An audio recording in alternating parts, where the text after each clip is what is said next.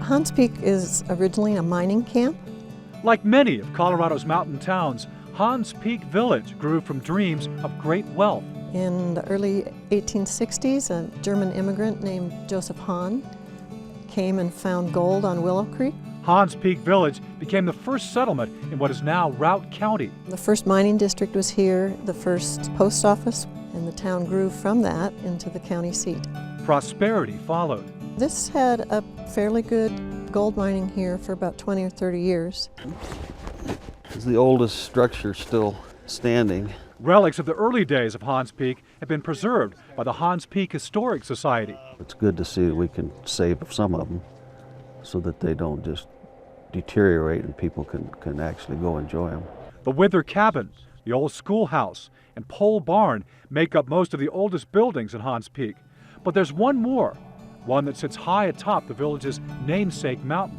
People are attached to that this is Hahns Peak Village and that is Hahns Peak, and the lookout tower is part of it. For more than 100 years, this fire lookout tower has looked down on the mountain community. The Hahns Peak Lookout was originally constructed somewhere between 1908 and 1912.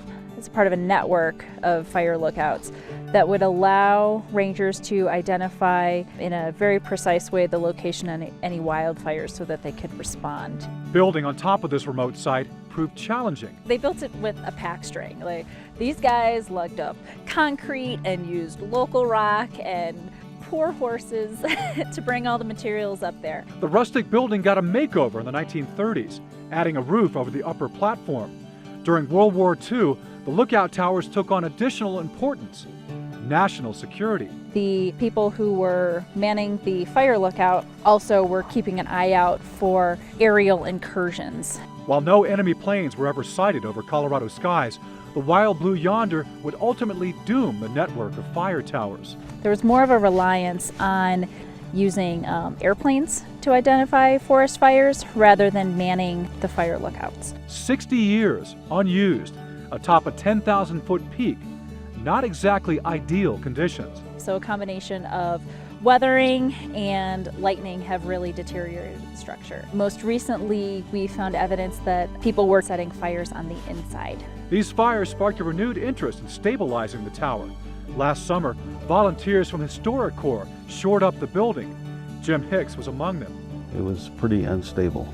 It was going back and forth like this. So the idea was to replace those beams and strengthen the structure so it wouldn't get blown away. That just keeps it standing a little longer. It needs a whole lot more, and those close to the tower say it deserves it. It's considered part of sort of our cultural heritage for the people who live in this area. It's not just protecting monumental things for monumental people in monumental places. We're protecting the small actions of people.